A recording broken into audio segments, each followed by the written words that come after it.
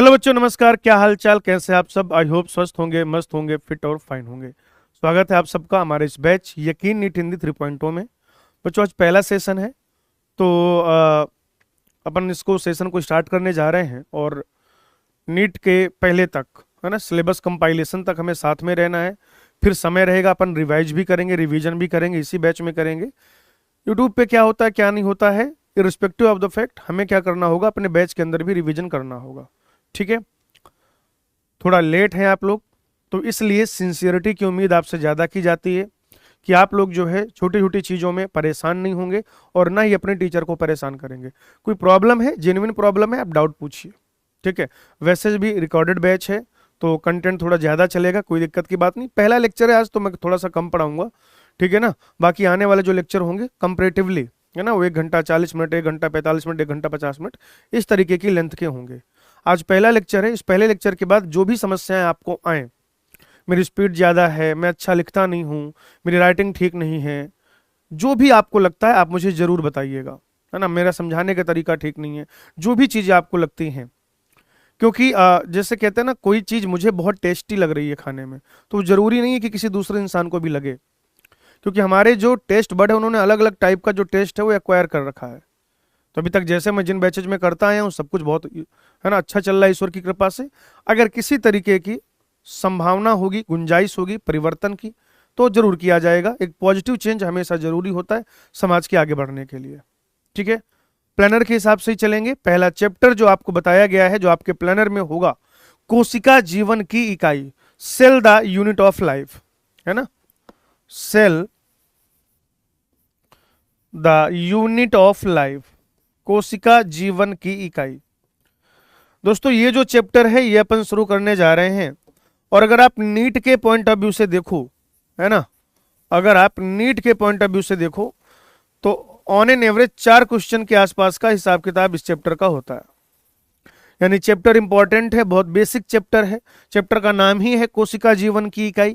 तो कोई प्लांट हो, एनिमल हो, या कोई प्रोकैरियोटिक सेल हो, किसी भी तरीके की सेल हो, उसकी जीवन की जो इकाई है वो एक कोशिका ही होती है।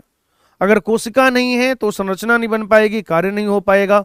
सेल से छोटी किसी भी चीज का अपना स्वतंत्र जीवन यापन नहीं होता, स्वतंत्र अस्तित्व नहीं होता। तो वो जो सबसे छोटी यूनिट है, वो जो मूलभूत इकाई है, उसके बारे में पढ़ना बहुत ही ज्यादा जरूरी है। ठीक है जी। तो आइए शुरू करते हैं, cell the unit of life. आज के इस लेक्चर में हम लोग पढ़ेंगे परिचय के बारे में। परिचय, इंट्रोडक्टरी पार्ट जो है। परिचय के बाद हमें पढ़ना है कोशिका सिद्धांत। कोशिका सिद्धांत, कोशिका सिद्धांत के बाद अपन पढ़ेंगे कोशिका का समग्र अवलोकन। कोशिका का समग्र अवलोकन, कोशिका का समग्र अवलोकन। और आखिरी में हम लोग पढ़ेंगे कोशिका आकृति तथा आकार। कोशिका आकृति तथा आकार, यहां तक की चीजें बेटा अपने को पढ़नी है। क्या? कोशिका आकृति तथा आकार। आइए एक एक करके शुरू करते हैं। अगर आप सेल की बात करें, अगर आप कोशिका की बात करें, ठीक है ना, अगर आप कोशिका यानी कि सेल की बात करें, तो बेटा आप सब जानते हैं, ठीक है ना, अगर आप कोशिका यानी कि सेल की बात करें तो आप सब जानते हैं कि ये क्या है। कोशिका मूलभूत इकाई है भाई जी, ठीक है ना, मूलभूत इकाई है, फंडामेंटल यूनिट है ना, मूलभूत इकाई है, फंडामेंटल यूनिट है। आप कहेंगे संरचनात्मक और क्रियात्मक इकाई भी है ये, संरचनात्मक एवं क्रियात्मक इकाई, संरचनात्मक एवं क्रियात्मक इकाई। भाई आप सब जानते हैं कि जब भी किसी चीज का निर्माण होता है, उसका एक अपना स्ट्रक्चर होता है, संरचना होती है। तो कोई एक छोटी सी यूनिट हमें चाहिए होती है उस पूरी संरचना को बनाने के लिए, उस पूरी संरचना को बनाने के लिए, उस पूरे स्ट्रक्चर को मेंटेन करने के लिए, उससे काम कराने के लिए। तो कोशिका जो है किसी भी जीवधारी के शरीर की, आप हो सकते हैं, कोई प्लांट हो सकता है, कोई दूसरा एनिमल हो सकता है, गाय भैंस बकरी हो सकता है, आलू हो सकता है, भालू हो सकता है, कोई भी हो सकता है, बैक्टीरिया, फंजाई, प्रोटोजोवन हो सकता है। तो उसमें जो सबसे छोटी, जो फंडामेंटल यूनिट है, जो मूलभूत इकाई है, जो संरचना के निर्माण के लिए आवश्यक है, जो कार्य के होने के लिए आवश्यक है, वो है क्रियात्मक इकाई। और चूंकि कोशिका जो है वो एक मूलभूत इकाई है, वो संरचनात्मक और क्रियात्मक इकाई है। यही वजह है बेटा कि जीव जो हैं आपके सराउंडिंग में अगर आप देखेंगे, अगर आप अपने आसपास देखेंगे, तो आपके पास दो तरीके के जीव पाए जाते हैं, ठीक है ना। आपके पास TWO दो तरीके के जीव पाए जाते हैं बेटा, ठीक है। एक होता है एक कोशिक जीव। क्या होता है भाई? एक कोशिक जीव। और दूसरा होता है बहुकोशिक जीव। क्या भाई? एक होता है एक कोशिक जीव और दूसरा होता है बहुकोशिक जीव। नाम से स्पष्ट है, नाम से स्पष्ट है। एक जीव ऐसा है जो एक कोशिका का बना हुआ है, दूसरा जीव ऐसा है जो बहुत सारी कोशिकाओं से मिलकर बना हुआ है। ऐसा जीव जो एक कोशिका से मिलकर बनेगा, समझ रहे हैं आप, ऐसा जीव जो एक कोशिका से मिलकर बनेगा उसे कह दिया जाएगा एक कोशिक जीव, और जो बहुत सारी कोशिकाओं से मिलकर बनेगा उसे कह दिया जाएगा बहुकोशिक जीव। तो ये जो एक कोशिक जीव है ये एक कोशिका से निर्मित होगा, एक कोशिका से निर्मित, एक कोशिका से निर्मित ऐसा जीव जो एक ही कोशिका से निर्मित है। और जो बहुकोशिक जीव होते हैं, जो बहुकोशिक जीव होते हैं वो बहुत सारी, है ना, आप कह सकते हैं मैनी सेल्स, बहुत सारी कोशिकाओं से निर्मित, बहुत सारी कोशिकाओं से निर्मित, बहुत सारी कोशिकाओं से निर्मित, ठीक है जी, बहुत सारी कोशिकाओं से निर्मित। आप खुद सोच के देखिए कि अगर एक अकेली कोशिका, अगर एक अकेली कोशिका, उसका स्वतंत्र जीवन यापन नहीं होता, यानी कि वो खुद आधारभूत इकाई नहीं होती, वो खुद संरचनात्मक और क्रियात्मक इकाई नहीं होती, तो क्या कभी हम कह पाते cell the unit of life, यानी कि कोशिका जीवन की इकाई? बताओ, कह पाते क्या? नहीं कह पाते। भाई मान लेते हैं कि जिंदा रहने के लिए कम से कम 3 कोशिकाओं की आवश्यकता होती, ऐसा हम मान लेते हैं। लो, मान लिया हमने, क्या माना? कि जिंदा रहने के लिए 3 कोशिकाओं, नहीं, जिंदा रहने के लिए, तेरी कसम, पूरा उसको लाइन को नहीं कंप्लीट करना है, मैं यहां कह रहा हूं जिंदा रहने के लिए, उधर से आवाज आ रही तेरी कसम, नहीं भाई, जिंदा रहने के लिए ऐसा मान लेते हैं कि 2, 3, 4, 5 कोशिकाओं की आवश्यकता है मिनिमम। मान लेते हैं कि जो मिनिमम रिक्वायरमेंट है, कम से कम कितनी कोशिकाएं हों कि जीव जो है जिंदा रह सके, है ना, उसमें लाइफ रहे, उसका अपना स्वतंत्र जीवन यापन रहे, उसका अपना अस्तित्व रहे।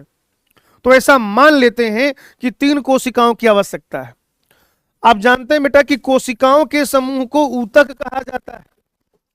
ऐसी कोशिकाएं जिनकी उत्पत्ति समान है और वो समान कार्य को करती हैं, तो ऐसे कोशिकाओं के समूह को हम क्या कहते हैं? ऊतक अर्थात टिश्यू कहते हैं।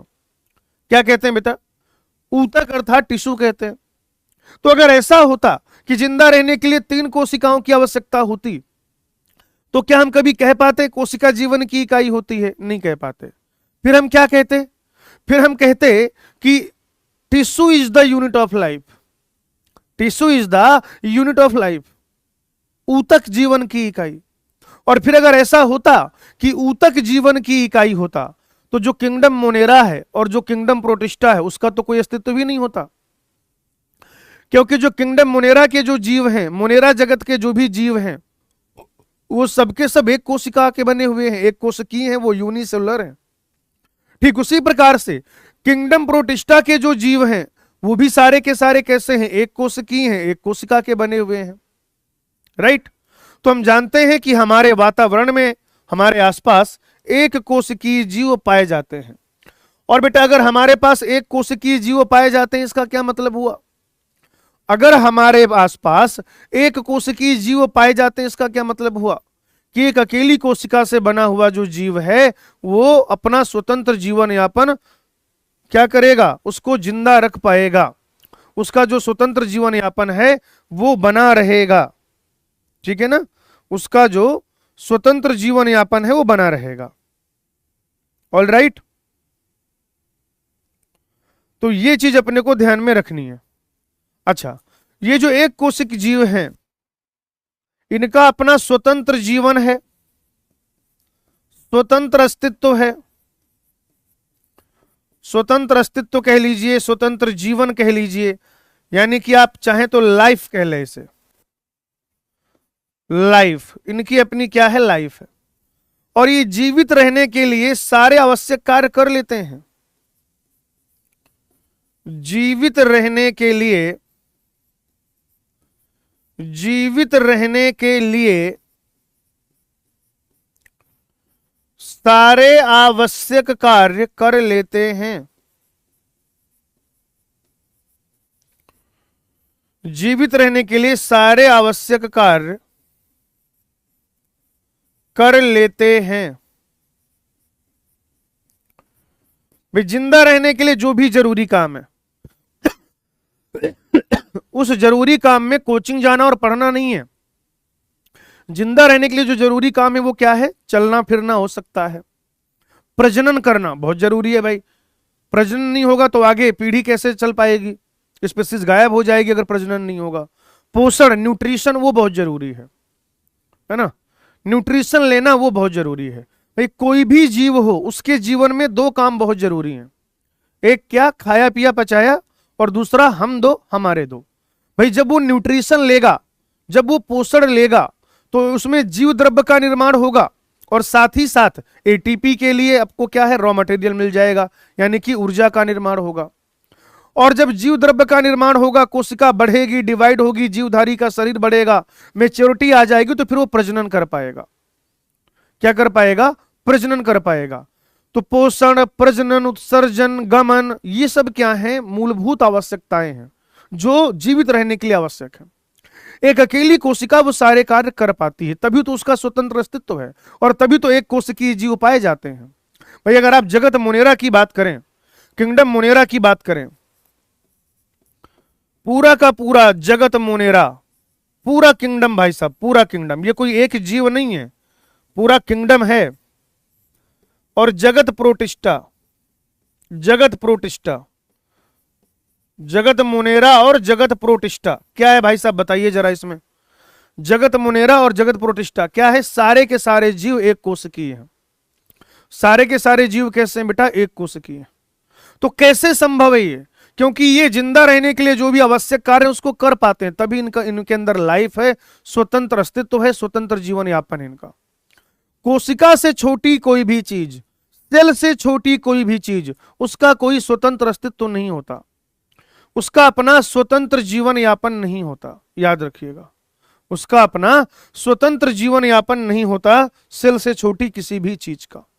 तो ये हमने बात करी कि जो कोशिका है वो मूलभूत इकाई है, फंडामेंटल यूनिट है, स्ट्रक्चरल और फंक्शनल यूनिट है।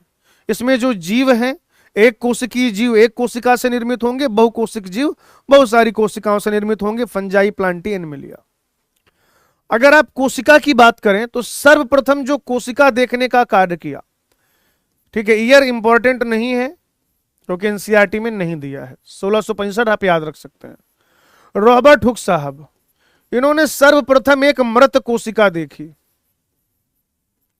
सर्वप्रथम क्या देखा, एक मृत कोशिका देखा भाई, मृत कोशिका, मृत कोशिका देखा, और उस कोशिका को इन्होंने नाम दिया था सेलुला। ठीक है भाई, रॉबर्ट हुक साहब ने पहली बार एक कोशिका देखी, और वो जो कोशिका थी, वो जो कोशिका थी उसको क्या नाम दिया, सेलुला नाम दिया, सेलुला। इन्होंने क्या देखा, कॉर्क जो होता है, कॉर्क है ना, कॉर्क जिससे क्या है आप बॉटल की कैप बनाते हैं, या वो कॉर्क जिससे क्रिकेट की बॉल बनती है। आजकल शू के सोल वगैरह, जूतों के जो सोल होते हैं वो वाला पार्ट भी बनता है। तो कॉर्क के बहुत सारे यूज हैं। तो वैसे एक दिन उसने क्या किया, कॉर्क के छोटे छोटे पतले पतले टुकड़े किए। रॉबर्ट हुक ने क्या किया बताइए जरा, रॉबर्ट हुक ने कॉर्क के ऐसे छोटे छोटे पतले पतले टुकड़े किए और उसे मधुमक्खी के छत्ते नुमा संरचना दिखाई दी। क्या दिखाई दी भाई? मधुमक्खी के छत्ते नुमा संरचना दिखाई दी। मधुमक्खी के छत्ते नुमा संरचना दिखाई दी। आप समझ पा रहे हैं? मधुमक्खी के छत्ते नुमा संरचना, हनी कॉम्ब लाइक स्ट्रक्चर, और उसमें अंदर कुछ भी जीव द्रव्य नहीं था। अंदर अगर आप देखेंगे तो जीव द्रव्य नहीं है भाई, साइटोप्लाज्म प्रोटोप्लाज्म कुछ भी नहीं है, अनुपस्थित है। उन्होंने जो देखा था, क्या देखा था बताइए मुझे? तो आप कहेंगे उन्होंने केवल और केवल कोशिका भित्ति देखी थी, आउटर मोस्ट बाउंड्री देखी थी, कोशिका भित्ति देखी थी, बाहरी आवरण। कोशिका भित्ति अर्थात बाहरी आवरण जो है वो प्रेजेंट था। कोशिका भित्ति अर्थात बाहरी आवरण प्रेजेंट था। ठीक है ना भाई? कोशिका भित्ति अर्थात बाहरी आवरण प्रेजेंट था। तो रॉबर्ट हुक ने जो कोशिका देखी वो एक डेड सेल थी। कैसी कोशिका थी? डेड सेल थी, वो एक मृत कोशिका थी। उसके अंदर जीव द्रव्य या ऐसी कोई भी चीज नहीं थी। जीव द्रव्य या ऐसी कोई भी चीज नहीं थी बेटा, केवल और केवल बाहरी परत थी, बाहरी आवरण था। और वो जो बाहरी आवरण है कोशिका भित्ति कहेंगे उसे। ये तो बात हो गई मृत सेल की। एनसीईआरटी ने जो आपको लिखा है, कह रहे सर्वप्रथम जीवित कोशिका किसने देखा? सर्वप्रथम जीवित कोशिका, सर्वप्रथम जीवित कोशिका देखने का जो कार्य है, सर्वप्रथम जीवित कोशिका देखने का जो कार्य है, याद रखिएगा भाई। तो सर्वप्रथम जीवित कोशिका को देखने का कार्य किया एंटोन वॉन लीवेनहॉक ने।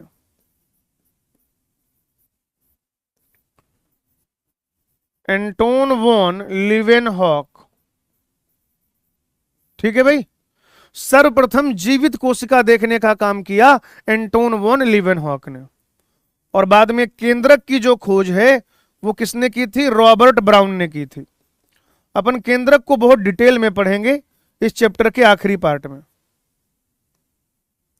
तो रॉबर्ट ब्राउन ने क्या किया था भाइयों? केंद्रक खोजा था, याद रखिएगा। क्लियर? तो ये जो एक इंट्रोडक्टरी पार्ट है कि कोशिका क्या है, जीव कैसे कैसे बने होते हैं, इसका एक जो हिस्टोरिकल बैकग्राउंड है कि किसने पहली बार देखा, क्या देखा, वो हमने इस पेज में पढ़ लिया है। फटाफट से इसको देख लीजिए, 1 मिनट का समय है, फिर आगे बढ़ेंगे।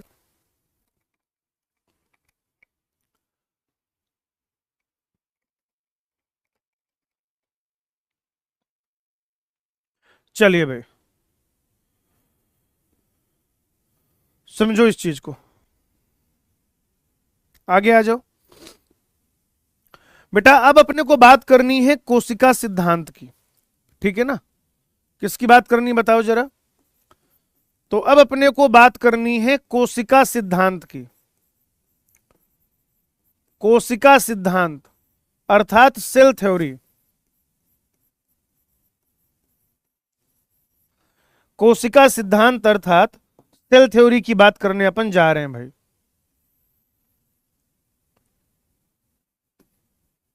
ठीक है ना? कोशिका सिद्धांत यानी कि सेल थ्योरी। ठीक है ना? कोशिका सिद्धांत यानी कि सेल थ्योरी।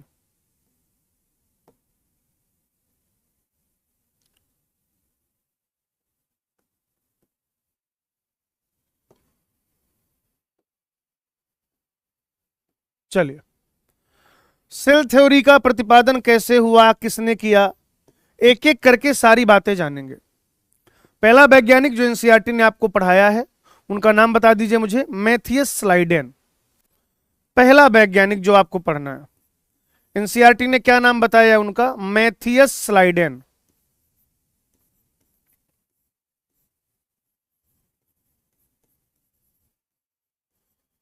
Matthias Schleiden. ठीक है? 1838 में इन्होंने कुछ एक बातें अपने को बताई। 1838 में जर्मनी के रहने वाले थे और वनस्पति शास्त्री थे। क्या थे भाई? जर्मन वनस्पति शास्त्री थे ये, जर्मन वनस्पति शास्त्री। जर्मन वनस्पति शास्त्री, अर्थात जर्मनी के रहने वाले थे और इन्होंने क्या किया था, बॉटनी की पढ़ाई खूब सारी की थी, प्लांट्स के बारे में, प्लांट सेल के बारे में पढ़ रहे थे, बॉटनिस्ट थे। क्या थे? बॉटनिस्ट। तो जो जर्मन वनस्पति शास्त्री हैं मैथियस स्लाइडेन, इन्होंने पादप कोशिकाओं का अध्ययन किया। क्या किया इन्होंने बेटा, बताइए जल्दी से। पादप कोशिकाओं का अध्ययन किया। पादप कोशिकाओं का अध्ययन, पादप कोशिकाओं का अध्ययन। और पादप कोशिकाओं के अध्ययन के बाद, पादप कोशिकाओं के अध्ययन के बाद उन्होंने बताया कि पादप जो हैं वो विभिन्न प्रकार की कोशिकाओं से मिलकर बनते हैं। पादप जो हैं वो विभिन्न प्रकार की कोशिकाओं से मिलकर बनते हैं, विभिन्न प्रकार की कोशिकाओं से मिलकर बनते हैं, है ना, विभिन्न प्रकार की कोशिकाएं। पादप क्या है? डिफरेंट काइंड ऑफ सेल से मिलकर बनती हैं। और ये क्या करती हैं, जो अलग अलग तरीके की सेल हैं, ये पादप में ऊतक का निर्माण करती हैं। ये हमें बताया स्लाइडेन साहब ने। स्लाइडेन ने बहुत सारे प्लांट्स को देखा, बहुत सारी प्लांट सेल को देखा। और बच्चों, बहुत सारे प्लांट सेल को पढ़ने के बाद, उनका अध्ययन करने के बाद हमें 1838 में यह बताया कि पादपों का शरीर, प्लांट्स का बॉडी बहुत सारे अलग अलग तरीके के सेल से मिलकर बनता है, बहुत सारे डिफरेंट डिफरेंट टाइप के सेल से मिलकर बनता है। और वो जो सेल हैं वो प्लांट में टिश्यू का निर्माण करते हैं। जैसे मान लीजिए यहां पर ये क्या हो गए, एक टाइप के सेल हो गए, ठीक है ना, यहां पर ये दूसरे टाइप के सेल हो गए, यहां पर ये तीसरे टाइप के सेल हो गए, यहां पर ये चौथे टाइप के सेल हो गए। तो अभी क्या होगा, ये और ये आपस में क्या है, अलग अलग प्रकार की कोशिकाएं। जैसे मैंने यहां पर 4 प्रकार की कोशिकाएं बना रखी, तो ये सब आपस में क्या है, विभिन्न प्रकार की कोशिकाएं हैं। अब ये जो है आपस में मिलके एक ऊतक का निर्माण करेंगी, ये आपस में मिलके दूसरे ऊतक का निर्माण करेंगी, ये आपस में मिलके तीसरे ऊतक का निर्माण करेंगी, और ये आपस में मिलके चौथे ऊतक का निर्माण करेंगे।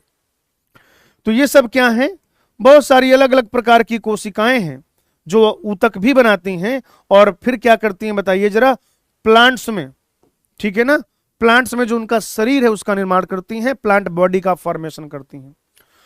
तो it was Matthias Schleiden who told us plants are made up of different kind of cells which form tissues of plant.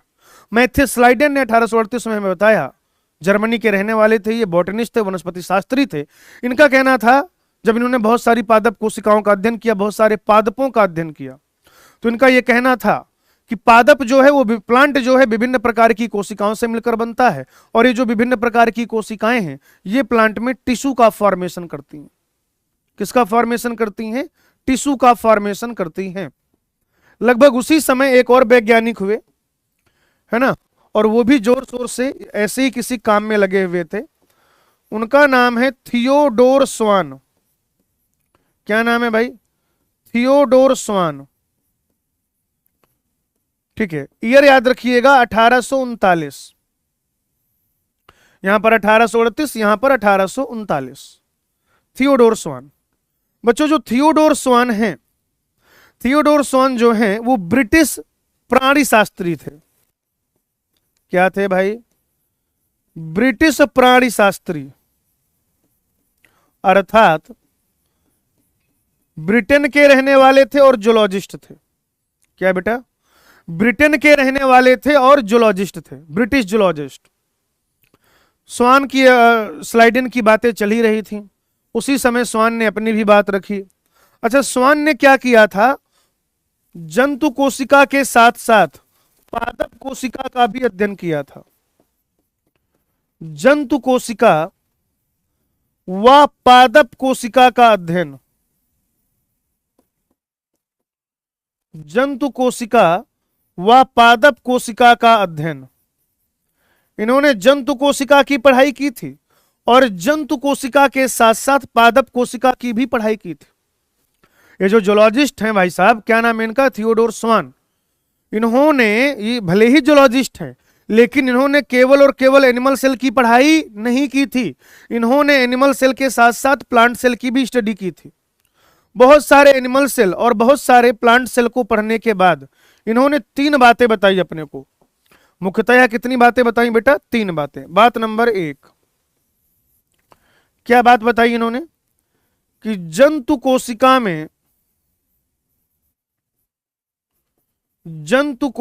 में एक बाहरी पतली परत पाई जाती है, थिन आउटर लेयर।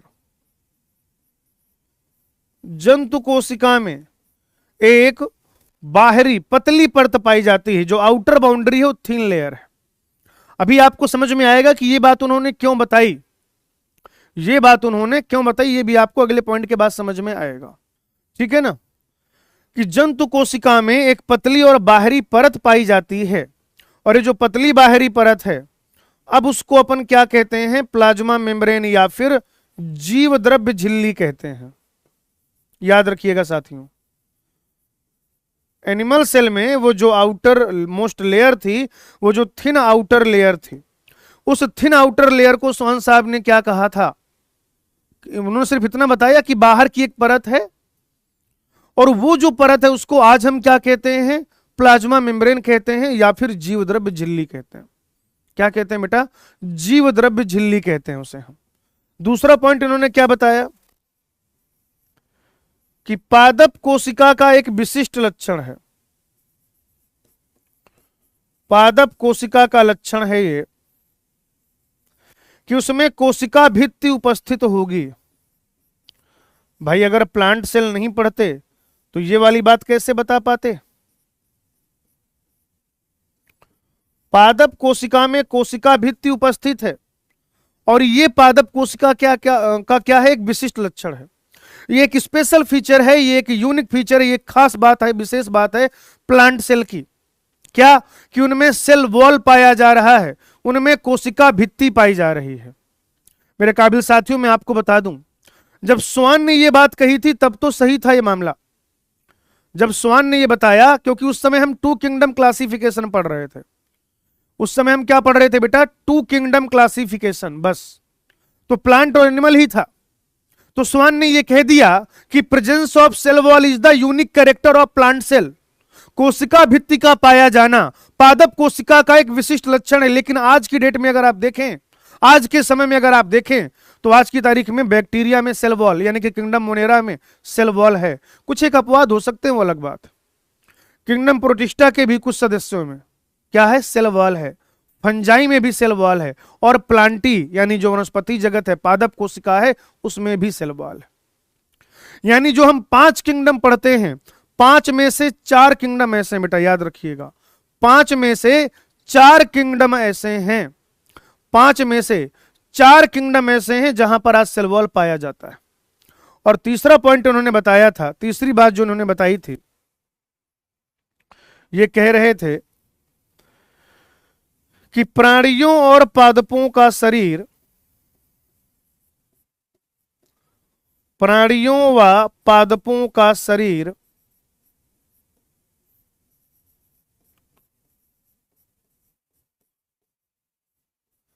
वो कोशिका तथा कोशिका उत्पाद से बना होता है। कोशिका व कोशिका उत्पाद से मिलकर बना होता है।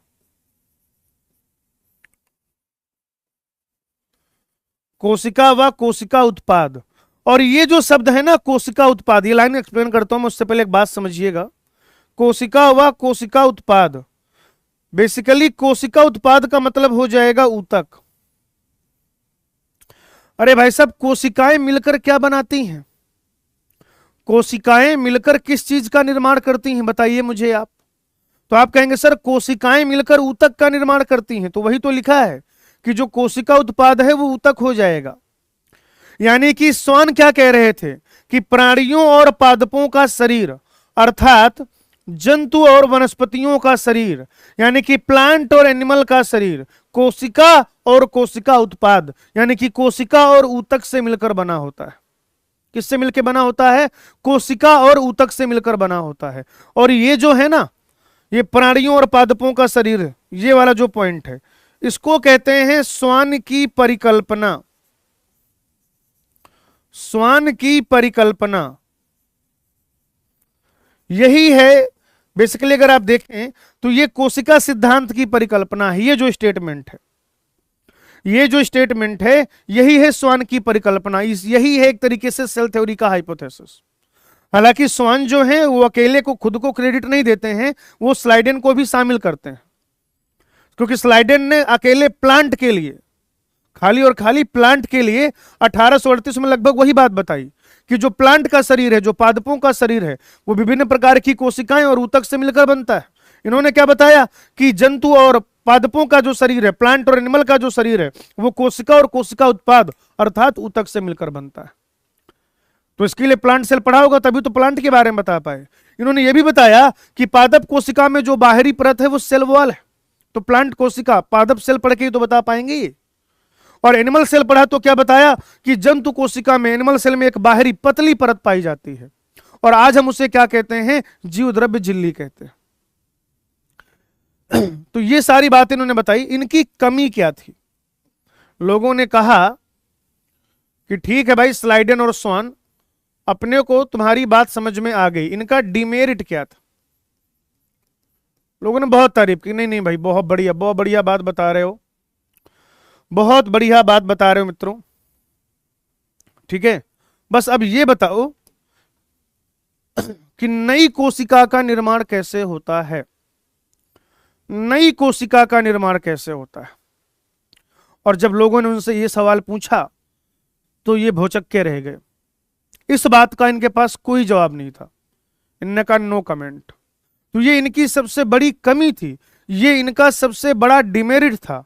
दे unable to explain how the new cells are arises, they unable to explain how the new cells are arises. वह यह बताने में असमर्थ रहे कि नई कोशिका का निर्माण कैसे होता है, नई कोशिका का निर्माण कैसे होता है, नहीं बता पाए थे ये लोग। कह रहे हमको नहीं आता है। स्लाइडन और स्वान ने क्या कहा, हमको नहीं आता है भैया, हम नहीं बता पाएंगे, है ना, हमको आता ही नहीं है, हमसे होता ही नहीं है। ये कौन कह रहा था? स्लाइडन और स्वान कह रहे थे। जब इससे दूसरे वैज्ञानिकों ने और लोगों ने सवाल किया कि अंकल आपने ये तो बहुत बढ़िया बातें बताई, मजा आ गया, कतई स्वाद आ गया भाई साहब, अब ये और बता दीजिए आप, अगर आप इतना कुछ हमें बता रहे हैं तो आप हमें यह और बता दीजिए कि नई कोशिकाओं का, ये जो नई नूतन नवीन कोशिकाएं बनती हैं, न्यू सेल फॉर्म होती हैं, हाउ दे आर अराइजेज, नई कोशिकाओं का निर्माण कैसे होता है, नई नई कोशिकाओं की उत्पत्ति कैसे होती है। And they were unable to explain. तो फिर अब हमारी कहानी में एक और हीरो आएगा जिसका नाम होता है रोडोल्फ विर्चो। कुछ लोग वर्चू बोलते हैं, कुछ लोग विर्चो बोलते हैं, है ना बेटा, बोलना है नहीं, लिख कर आएगा, आंसर टिक कर देना है। रुडोल्फ वर्चो, रुडोल्फ वर्चो जो है एक रशियन पैथोलॉजिस्ट थे, पैथोलॉजी में काम करते थे, मत याद रखिएगा, बिना मतलब के कंफ्यूजन पालेंगे, ठीक है ना। तो जो रुडोल्फ वर्चू साहब हैं वो है एक रशियन पैथोलॉजिस्ट थे, पैथोलॉजी में काम करते थे, और उन्होंने जो बात बताई उसको कहा जाता है कोशिका लीनिएज सिद्धांत। उनके कॉन्सेप्ट को क्या कहा जाता है? कोशिका लीनिएज सिद्धांत। उनके कॉन्सेप्ट को कह दिया जाता है कोशिका लीनिएज सिद्धांत, है ना, कि कोशिका की उत्पत्ति कैसे होती है। बेसिकली लीनिएज का मतलब कहीं ना कहीं रिप्रोडक्शन से होता है। तो नई कोशिका का बनना यानी कि कोशिका का रिप्रोडक्शन, नई कोशिका का बनना यानी कि कोशिका का रिप्रोडक्शन, कोशिका का रिप्रोडक्शन। तो यह कहीं ना कहीं कोशिका के रिप्रोडक्शन से संबंधित है भाई। किससे संबंधित है? कोशिका के रिप्रोडक्शन से संबंधित है। और क्या बताया इन्होंने दुनिया को? इन्होंने कहा ओमनिस सेलुला ई सेलुला, बहुत पॉपुलर लाइन, पता नहीं क्यों नीट वालों को इतनी पसंद है ये, ओमनिस सेलुला ई सेलुला। तो ये जो लाइन है ना उलाला उलाला वाली, कौन सी? ओमनिस सेलुला ई सेलुला। इसका सवाल अक्सर आपसे नीट में बड़ी पॉपुलर, सबको याद होता है, सबको, आपको ही पता होगा, आप अगर पढ़ रहे हैं फिर भी आपको पता होगा, आज ही चैप्टर शुरू हुआ है, क्योंकि आपने पहले कभी ना कभी पढ़ रखा है। अरे 11 तो पास हो मालिक, 11वीं कक्षा में पढ़ा होगा, सबको याद होता है। उलाला उलाला, ओमनेस सेलुला ई सेलुला। और ये जो ओमनेस सेलुला ई सेलुला, इसका मतलब क्या है? ये तो अपनी भाषा में बड़बड़ा गए भाई साहब, अपनी भाषा में तो बड़बड़ा गए, ओमिनस सेलुला ई सेलुला। ठीक है ना? इसका मतलब क्या है, इसके मायने क्या हैं? तो इसका मतलब होता है कि सभी कोशिकाओं का निर्माण, सभी कोशिकाओं का निर्माण, सभी कोशिकाओं का निर्माण पूर्ववर्ती कोशिकाओं से होता है। सभी कोशिकाओं का निर्माण पूर्ववर्ती कोशिकाओं से होता है। सभी कोशिकाओं का निर्माण पूर्ववर्ती कोशिकाओं से होता है। All the cells are arises from pre existing cell. ये इनको आइडिया आया, सही बात मैं आपको बताऊं, इनको आइडिया आया, लेकिन उसका रीजन क्या है कि जब कोशिका विभाजन होता है तो एक सेल से दो सेल बन जाती है। जब कोशिका विभाजन होता है तो एक सेल से दो सेल बनती हैं। इसके पीछे का रीजन कोशिका विभाजन होगा, ये रुडोल्फ वर्चू को ठीक से पता भी नहीं था। बस पैथोलॉजी में काम कर रहे थे, उसको लगा कि हाँ भाई ये जो नई सेल बन रही है तो पुरानी वाली सेल से बन रही है। अब वो प्रोसेस क्या कहलाता है, उस प्रोसेस को क्या नाम दे दिया जाए, इसके बारे में इन्हें कोई आइडिया नहीं था मित्रों, कोई आइडिया नहीं था। ठीक है ना? तो आप याद रखिएगा कि कोशिका का विभाजन होता है, सेल का डिवीजन होता है, और जब विभाजन हो जाता है तो एक कोशिका से दो कोशिकाओं का निर्माण हो जाता है। क्या हो जाता है भाई? एक कोशिका से दो कोशिकाओं का निर्माण हो जाता है। तो इनकी जो कमी थी वो इन लोगों ने, मतलब रुडोल्फ वर्चू ने दूर करी। तो फाइनली अब अपन जो पढ़ने जा रहे हैं वह है आधुनिक कोशिका सिद्धांत। फाइनली अपन जो पढ़ने जा रहे हैं बेटा वो क्या है? आधुनिक कोशिका सिद्धांत। आधुनिक कोशिका सिद्धांत, मॉडर्न सेल थ्योरी। आधुनिक कोशिका सिद्धांत यानी कि मॉडर्न सेल थ्योरी।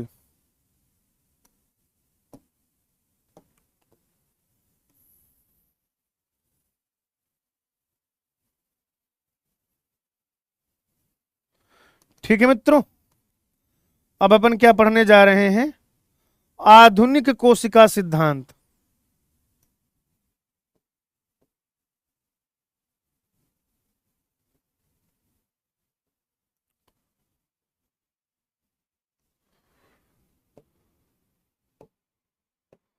आधुनिक कोशिका सिद्धांत जो मॉडर्न सेल थ्योरी है उसके बारे में पढ़ने जा रहे हैं, क्योंकि मॉडिफिकेशन किया इसमें रुडोल्फ वर्चू ने, और क्या बताया सुनिए जरा। बात नंबर 1 कि जो भी जीवधारी हैं, जो भी क्या हैं? जीवधारी हैं। जीवधारी मतलब कि पादप और जंतु हैं, पादप व जंतु।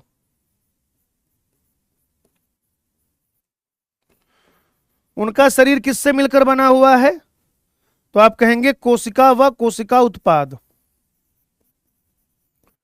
कोशिका व कोशिका उत्पाद। जंतुओं का और पादपों का जो शरीर है वह कोशिका और कोशिका उत्पाद से मिलकर बना हुआ है। और कोशिका उत्पाद का क्या मतलब हो जाएगा? ऊतक। कोशिका उत्पाद का क्या मतलब हो जाएगा भाई? टिश्यू हो जाएगा, ऊतक हो जाएगा। और दूसरी बात इन्होंने क्या बताई कि जो नई कोशिका होती है, नई कोशिका, वो पूर्ववर्ती कोशिका के विभाजन से बनती है। वो पूर्ववर्ती कोशिका के विभाजन से बनती है। पूर्ववर्ती कोशिका के विभाजन से बनती है। या सीधे सीधे लिख लो, छोटी सी बात, बाकी याद रखना है कि नई कोशिका का जो निर्माण है वो पूर्ववर्ती कोशिका से होता है।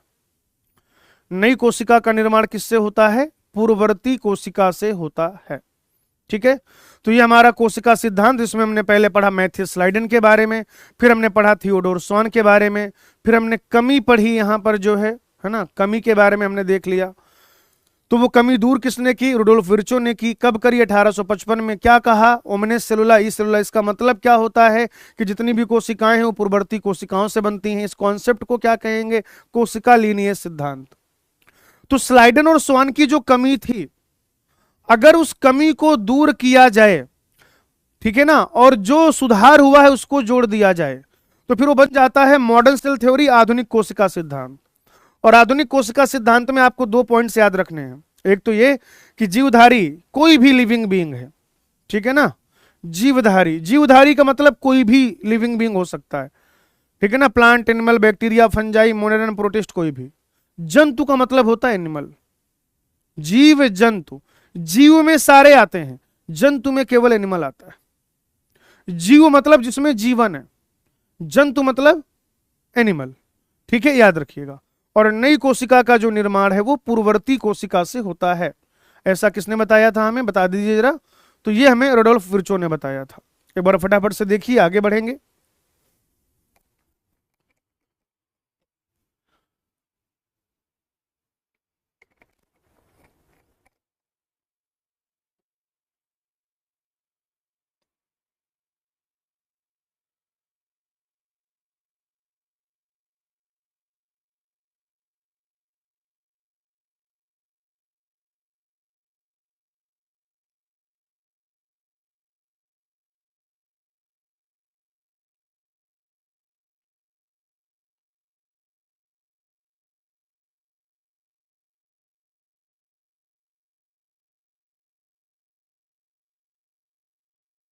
चलिए भाई, यहां तक पढ़ लिया आपने। आइए अब मैं आपको पढ़ा देता हूं कोशिका सिद्धांत का अपवाद। अगली चीज क्या हो जाएगी बच्चों? कोशिका सिद्धांत का अपवाद।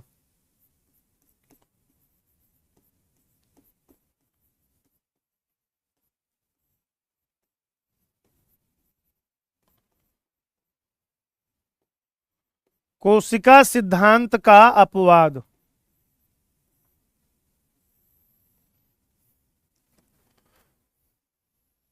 विषाणु, वायरस याद रखेंगे मित्रों आप लोग। विषाणु अर्थात वायरस। क्या बेटा? विषाणु अर्थात वायरस, ये याद रखिएगा। अब देखो, सेल थ्योरी से संबंधित ना बहुत सारे सवाल पूछे जाते हैं। सेल थ्योरी से संबंधित क्या होते हैं? बहुत सारे सवाल पूछे जाते हैं। जैसे अगर मैं आपसे कहूं कि कोशिका सिद्धांत किसने दिया, अभी आप ना रिकॉर्डिंग को पॉज करके, मतलब जो आप वीडियो देख रहे हो उसको पॉज करके आंसर करिएगा, फिर देखिएगा आपने सही किया कि नहीं। कोशिका सिद्धांत किसने दिया? कोशिका सिद्धांत की परिकल्पना किसने दी? कोशिका सिद्धांत की परिकल्पना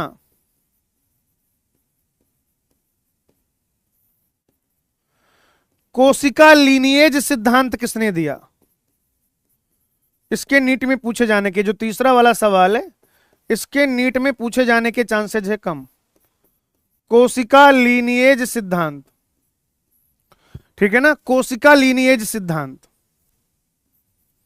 चौथा, कोशिका सिद्धांत में रूपांतरण किसने किया? कोशिका सिद्धांत में रूपांतरण,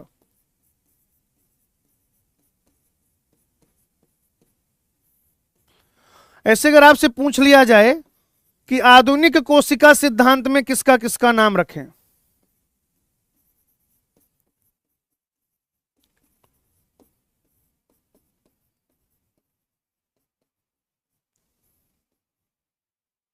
ठीक है, फटाफट से इसके आंसर करिए।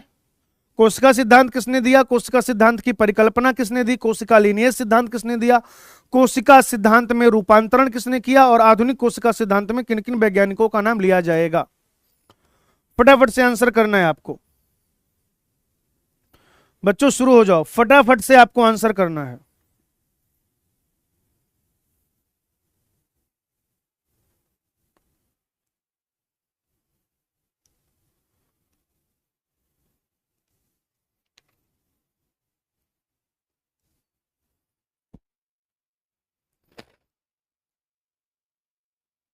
लिख लिया? कर लिया सबने आंसर? आइए मैं आपको बता देता हूं। कोशिका सिद्धांत दिया स्लाइडेन व स्वान ने।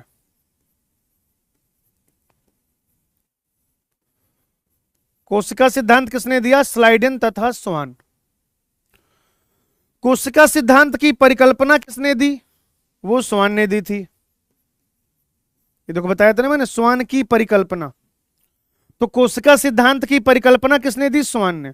और स्वान का कौन सा स्टेटमेंट है ये भी याद रखिएगा। स्वान का कौन सा कथन है? स्वान का कौन सा कथन है जिसे कोशिका सिद्धांत की परिकल्पना कहा जाता है? तो ये वाला कि प्राणियों और पादपों का शरीर कोशिका तथा कोशिका उत्पाद से मिलकर बना होता है। कोशिका लीनिएज सिद्धांत किसने दिया? रुडोल्फ वर्चो ने, विर्चो भी कह सकते हैं।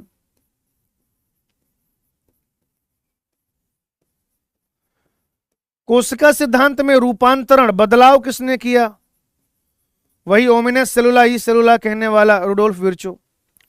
लेकिन अगर यह पूछा जाए कि आधुनिक कोशिका सिद्धांत किसने दिया, तो बेटा इसका आंसर हो जाएगा स्लाइडेन, स्वान तथा वर्चो। स्लाइडेन, स्वान तथा रुडोल्फ विर्चो, याद रखिएगा। आधुनिक, क्योंकि आधुनिक कोशिका सिद्धांत क्या है कि जीवधारी का शरीर कोशिका और कोशिका उत्पाद से यानी कि ऊतक से मिलकर बनता है। ये वाली बात बेसिकली कहां से आई? स्लाइडेन और स्वान के कॉन्सेप्ट से आई। ये जो पहली लाइन है कहां से आई? स्लाइडेन और स्वान के कॉन्सेप्ट से आई। और ये जो दूसरी लाइन है ये रुडोल्फ वर्चू के कॉन्सेप्ट से आई।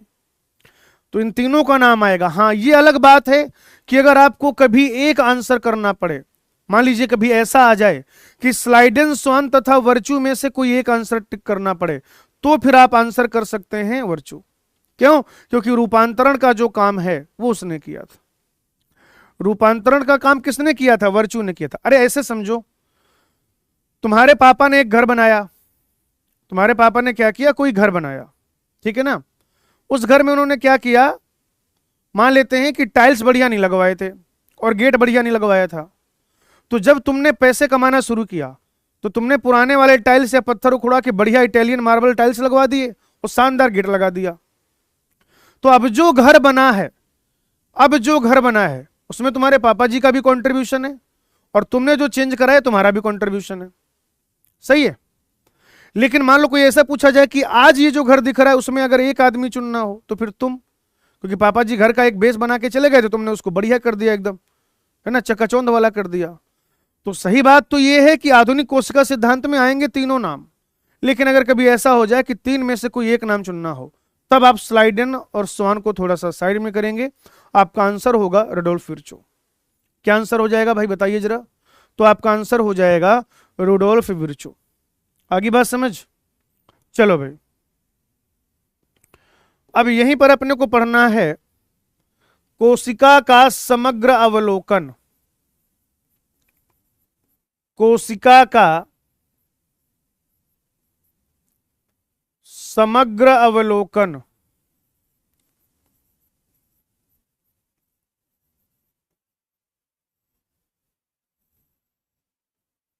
ठीक है ना।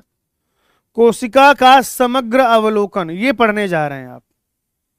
आपको मुख्यतः यहां पर ऐसी चीजें पढ़नी है कि कोई भी एक कोशिका है, कोई भी एक कोशिका है, उसमें क्या क्या चीजें पाई जा रही हैं, उसमें क्या क्या चीजें पाई जा रही हैं, और साथ ही साथ उसमें केंद्रक है कि नहीं है, उसमें केंद्रक है या नहीं है, झिल्ली आबद्ध कोशिकांग है या नहीं है, बाहर की परत क्या है। तो इत्यादि चीजें जब आप डिस्कस करते हैं तो वो सब कोशिका के समग्र अवलोकन के अंदर आएगा।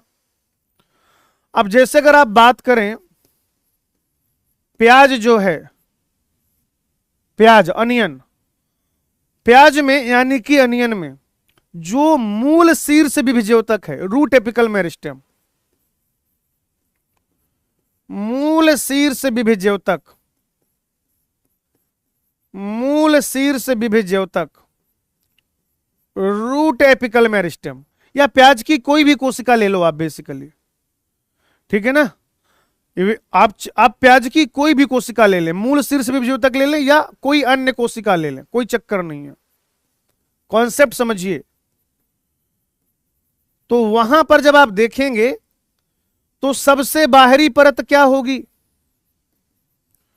सबसे बाहरी परत, आउटर मोस्ट लेयर, बताइए मुझे क्या होगी? आप सब जानते हैं कि यह जो प्याज है ये क्या है? पादप कोशिका है, प्लांट सेल है। ये जो प्याज है क्या है? पादप कोशिका है भाई, प्लांट सेल है ये, पादप कोशिका यानी कि प्लांट सेल। और चूंकि ये पादप कोशिका यानी कि प्लांट सेल है, तो प्लांट सेल में जो आउटर मोस्ट लेयर है वो क्या होता है? कोशिका भित्ति यानी कि सेल वॉल होता है। क्या होता है भाई? कोशिका भित्ति यानी कि सेल वॉल होता है। तो कह रहे आप प्याज जो है उसकी कोई कोशिका ले लीजिए और उसमें देखिए कि सबसे बाहर की परत क्या है। अच्छा, प्याज क्या है? प्लांट सेल है भाई, और प्लांट सेल में जो सबसे बाहरी परत होती है वो कोशिका भित्ति होती है, इसमें तो कोई संशय की बात है ही नहीं। ठीक यहीं पर वो कह रहे हैं कि जो मानव में गाल की कोशिकाएं हैं, मानव में गाल की कोशिकाएं,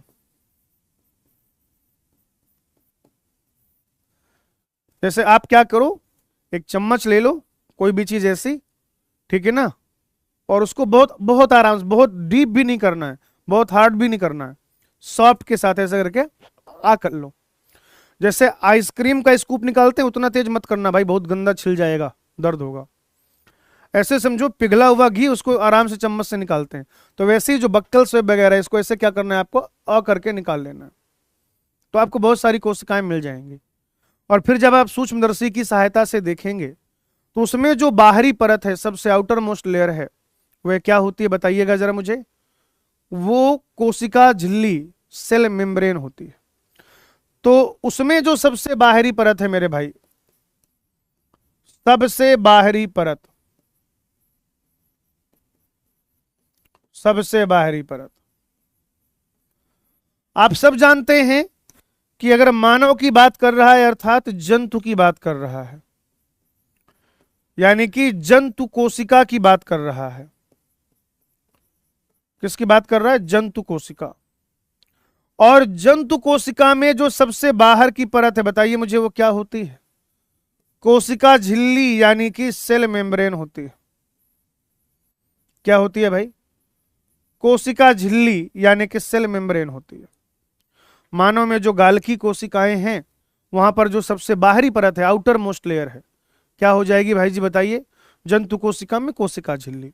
यानी कि अगर ये एक एनिमल सेल है और ये दूसरी एनिमल सेल है, तो इन दोनों को अलग करने का काम कौन कर रहा है? कोशिका झिल्ली। कौन कर रहा है इन दोनों को अलग करने का काम? कोशिका झिल्ली। लेकिन अगर ये क्या है? पादप कोशिका है, और ये भी क्या, एक पादप कोशिका है, तो अंदर पाई जाएगी कोशिका झिल्ली, और इस पादप कोशिका को अलग करने का काम, यानी इनके बीच में क्या उपस्थित है? सबसे बाहर वाली लेयर। और यहां पादप कोशिका में सबसे बाहर की लेयर क्या होती है मित्रों? तो आप कहेंगे सर वो होती है कोशिका भित्ति यानी कि सेल वॉल। अच्छा, एक दो शब्द और होते हैं, जैसे एक शब्द होता है प्रोटोप्लास्ट, या उसी को कहते हैं जीव द्रव्यक। एक शब्द से मैं आपको रूबरू कराना चाहूंगा, प्रोटोप्लास्ट, या उसी को हिंदी में कह दिया जाता है जीव द्रव्यक। जीव द्रव्यक,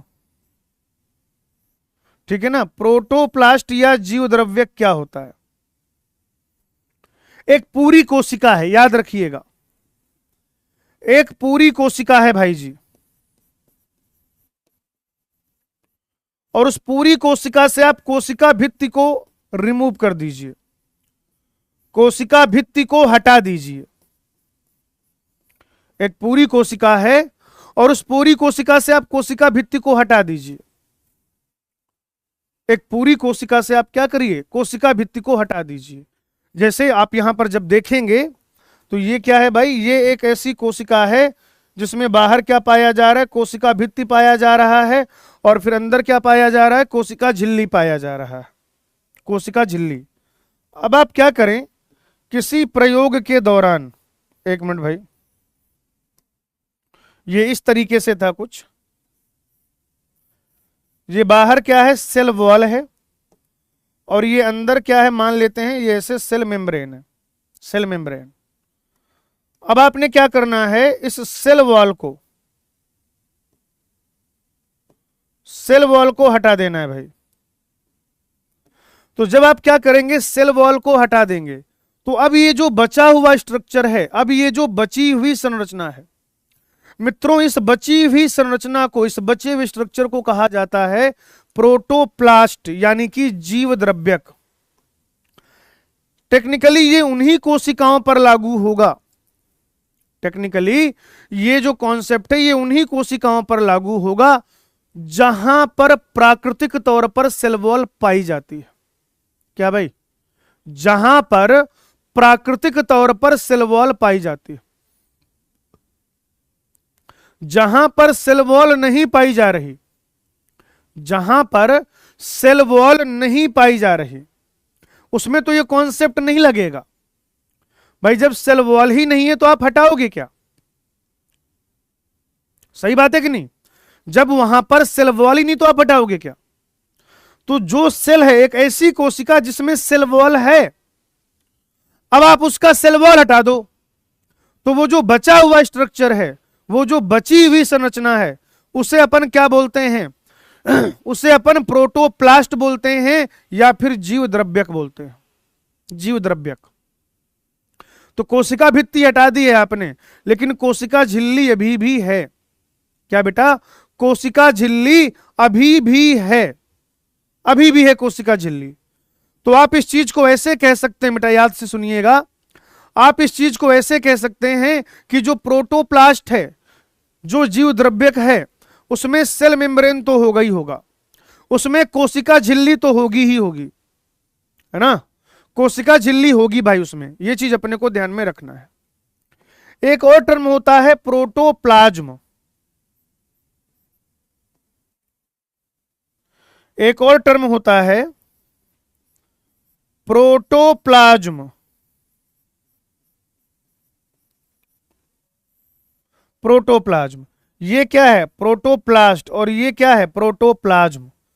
तो बच्चों ये जो प्रोटोप्लाज्म है ना, प्रोटोप्लाज्म, प्रोटोप्लाज्म, अगर आप कोशिका द्रव्य और केंद्रक द्रव्य को एक साथ कहें,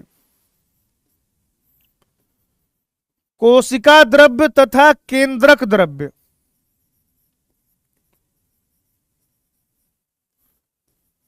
कोशिका द्रव्य तथा केंद्रक द्रव्य। अब इसमें हम बात कर रहे हैं किस फ्लूइड की, यहां पर ऐसे समझिएगा जरा।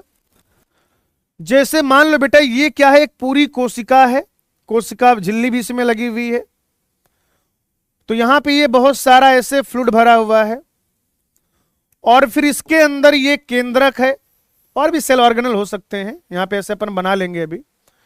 इसके अंदर ये फ्लूइड भरा हुआ है, ये क्रोमेटिन वगैरह, न्यूक्लियोलस वगैरह भी रहेगा। यहां पे आप समझो कि ये क्या है, मान लेते हैं क्लोरोप्लास्ट है, माइटोकॉन्ड्रिया, ऐसे बहुत सारी चीजें। अब आपने क्या करना है, ये हटा देना है भाई जी, ये पूरा कोशिका आवरण हट गया। ठीक उसी प्रकार से आप ये केंद्रक आवरण हटा दीजिए। तो ये कोशिका द्रव्य और ये केंद्रक द्रव्य, ये कोशिका द्रव्य और ये केंद्रक द्रव्य, इसको क्या कहते हैं बताइए मुझे? इसको कहा जाता है प्रोटोप्लाज्म। क्या कहा जाता है इसको? प्रोटोप्लाज्म कहा जाता है। तो जो कोशिका झिल्ली है वो प्रोटोप्लाज्म का पार्ट नहीं होती है, कोशिका झिल्ली जो होती है वह प्रोटोप्लाज्म का पार्ट नहीं होती है, ठीक है? लेकिन प्रोटोप्लास्ट का पार्ट होती है कोशिका झिल्ली। चलिए यहां तक फटाफट से देखिए, अभी आगे पढ़ेंगे।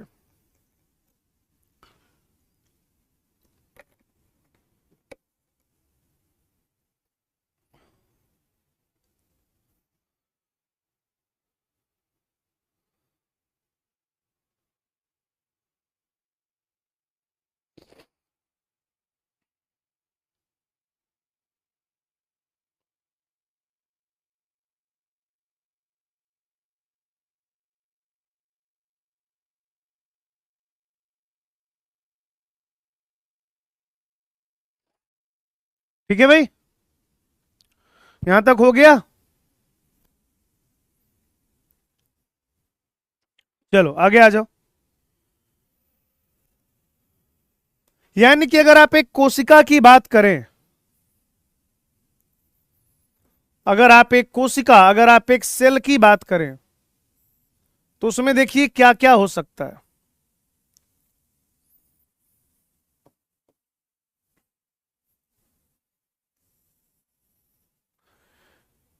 एक तो होता है कोशिका आवरण,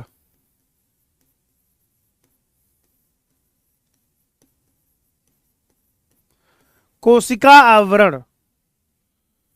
दूसरा होता है जीव द्रव्य, जीव द्रव्य, साइटोप्लाज्म कह सकते हैं आप इसे, साइटोप्लाज्म। ठीक है ना, साइटोप्लाज्म। ये क्या हो जाएगा, सेल इनवलप, ये हो जाएगा सेल इनवलप। और फिर यूकैरियोटिक कोशिका में क्या होगा, केंद्रक होगा, यूकैरियोटिक कोशिका में केंद्रक होगा, और प्रोकैरियोटिक कोशिका में केंद्रकाभ होगा। ठीक है भाई, यूकैरियोटिक कोशिका में केंद्रक होगा और प्रोकैरियोटिक कोशिका में केंद्रकाभ होगा। यूकैरियोटिक कोशिका में क्या होगा मित्रों, बताइए जरा, केंद्रक, और प्रोकैरियोट में केंद्रकाभ यानी कि न्यूक्लियोइड। ये जो कोशिका आवरण है, क्या है, जो कोशिका आवरण है, इसमें अगर आप 5 किंगडम को मिला के देखें तो क्या क्या हो सकता है। ग्लाइकोकैलिक्स हो सकता है, मोनेरा में आप देखते हैं, अभी आगे डिटेल में पढ़ेंगे। ग्लाइकोकैलिक्स हो सकता है, या फिर कोशिका भित्ति हो सकता है। ठीक है भाई, और या फिर कोशिका झिल्ली हो सकता है। अगर पूरे 5 किंगडम को मिला के देखें तो कहीं कहीं पर जो आउटर मोस्ट लेयर है, जैसे अगर आप एनिमल सेल की बात करें, जैसे आप किसकी बात करें बेटा, आप एनिमल सेल की बात करें, तो एनिमल सेल में कोशिका झिल्ली सबसे बाहर, प्लांट में, फंजाई में, कुछ प्रोटिस्ट में सबसे बाहर क्या रहेगा, सेल वॉल। और अगर आप देखें बैक्टीरिया वगैरह में तो सबसे बाहर रहेगा ग्लाइकोकैलिक्स, सबसे बाहर क्या रहेगा, ग्लाइकोकैलिक्स। जीव द्रव्य जो होता है ये प्रोकैरियोट में भी पाया जाएगा और यूकैरियोट में भी पाया जाएगा। अर्ध तरल आव्यूह होता है ये, अर्ध तरल, जो पूरी कोशिका को घेर के रखता है, फिर एक तरीके से ये अर्ध तरल है। और ये कोशिकीय जो भी कार्य हैं, जो सेलुलर एक्टिविटी हैं, यानी कोशिका के कार्यों का मुख्य स्थल यही है, कोशिका कार्य का मुख्य स्थल, कोशिका कार्य का जो मुख्य स्थल है वो यही है। इंग्लिश में कह देंगे main arena of, main arena of cellular activities, main arena of cellular activities. तो चाहे प्रोकैरियोटिक कोशिका हो और चाहे यूकैरियोटिक कोशिका हो, चाहे क्या हो, प्रोकैरियोटिक कोशिका हो और चाहे यूकैरियोटिक कोशिका हो, दोनों ही कोशिकाओं में एक कोलाइडल फ्लूइड अर्ध तरल आव्यूह होता है। और वो जो अर्ध तरल आव्यूह है उसे अपन क्या बोलते हैं, जीवद्रव्य या साइटोप्लाज्म बोलते हैं। और ये जो जीवद्रव्य यानी कि साइटोप्लाज्म है, कोशिका में जो भी विभिन्न विभिन्न प्रकार के कार्य होते हैं, जो भी मेटाबॉलिक रिएक्शन होते हैं, उनका ये क्या है, मुख्य स्थल है, मेन एरिना है। क्या है भाई, मुख्य स्थल अर्थात मेन एरिना। फटाफट से देखिए, 30 सेकंड है, आगे बढ़ेंगे। ये मैं इसलिए हट जाता हूं ना बीच बीच में, 5 सेकंड, 10 सेकंड, 20 सेकंड, 30 सेकंड के लिए, वो स्लाइड टू स्लाइड वेरी करता है कि तुम साथ के साथ ही नोट बना सको, नोट्स अपने, है ना, कहीं पे पॉज करके लिख सको।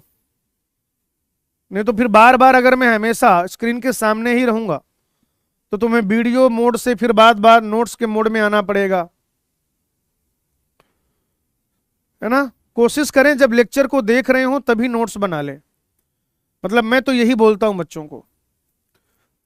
ठीक है, आपका रिकॉर्डेड बैच है, थोड़ा समय लग सकता है, लेकिन जब आप लेक्चर को देख रहे हो तभी नोट्स बनाएं तो ज्यादा समझ में आता है। एक बार पहले आप 2x 1.5x में लेक्चर देखें, फिर नोट्स पीडीएफ ओपन करके नोट्स बनाएं, उसका कोई फायदा नहीं है, उससे सिलेक्शन में बहुत ज्यादा हेल्प नहीं मिलती है। चलिए आइए, अब ये जो जीव द्रव्य है ना, जीव द्रव्य साइटोप्लाज्म,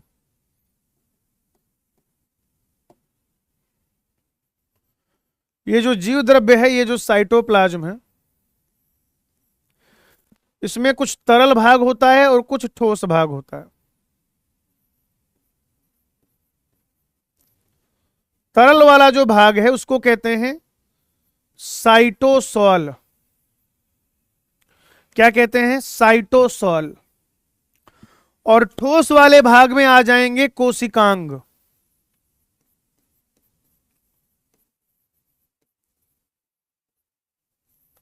ठीक है भाई, तरल वाले भाग में क्या होता है? साइटोसॉल होता है।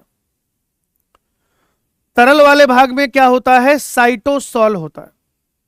और ठोस वाले भाग में मुख्यतः क्या है बेटा? कोशिकांग है, कोशिकांग। अब ये जो, अच्छा एक चीज यहां पे समझिए, एक टर्म है साइटोसॉल, दूसरा टर्म है साइटोप्लाज्म, तीसरा टर्म है प्रोटोप्लाज्म और चौथा टर्म है प्रोटोप्लास्ट। ये चार टर्म क्लियर करो आप सबसे पहले। सुनने में देखने में लगभग एक जैसे लगते हैं, लेकिन टेक्निकल डिफरेंसेज हैं उनमें, थोड़ा थोड़ा तकनीकी विभिन्नताएं हैं, देखते चलिए। प्रोटोप्लास्ट पूरी कोशिका थी जिसमें सेल वॉल पाया जा रहा था, पूरी कोशिका थी जिसमें सेल वॉल पाया जा रहा था। आपने सेल वॉल को रिमूव कर दिया, वो जो बचा हुआ स्ट्रक्चर है, वो जो बची हुई संरचना है, प्रोटोप्लास्ट कहेंगे। कोशिका द्रव्य और केंद्रक द्रव्य को एक साथ प्रोटोप्लाज्म कहा जाएगा। कोशिका द्रव्य और केंद्रक द्रव्य को एक साथ प्रोटोप्लाज्म कहा जाएगा।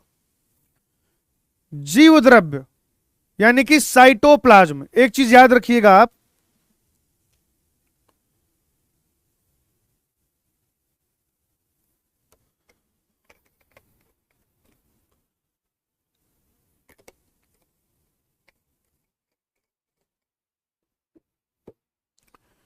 जीव द्रव्य नहीं, इसे अपन क्या करेंगे? कोशिका द्रव्य ही करेंगे। यहां पे क्या लिखा था? हाँ, इसे क्या करो? कोशिका द्रव्य लिखो, कोशिका द्रव्य साइटोप्लाज्म।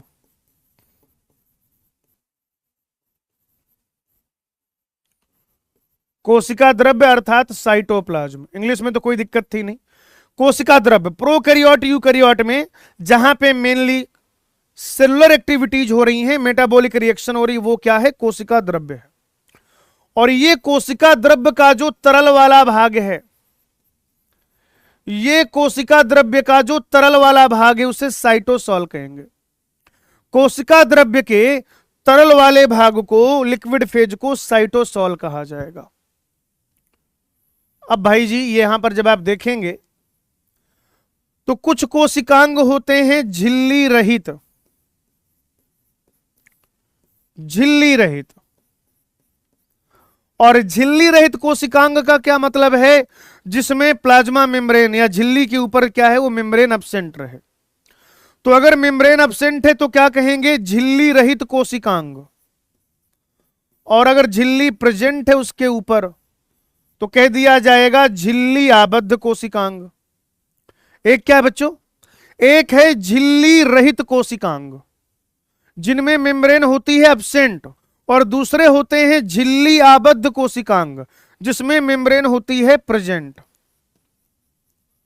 तो जो नॉन मेम्ब्रेनस सेल ऑर्गेनल है, नॉन मेम्ब्रेनस सेल ऑर्गेनल जहां पर मेम्ब्रेन एब्सेंट है, वो झिल्ली रहित कोशिकांग कहे जाएंगे।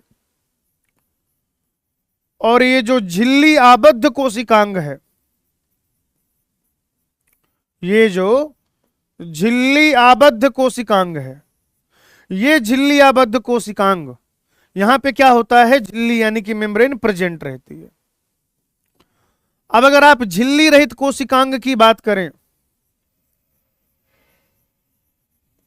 तो बेटा एक तो हो जाएगा राइबोसोम, चाहे 70s राइबोसोम हो चाहे 80s राइबोसोम हो, दोनों क्या होते हैं, झिल्ली रहित होते हैं। यानी राइबोसोम के ऊपर कोई भी झिल्ली नहीं पाई जाती है। साथ ही साथ जंतु कोशिका में पाया जाने वाला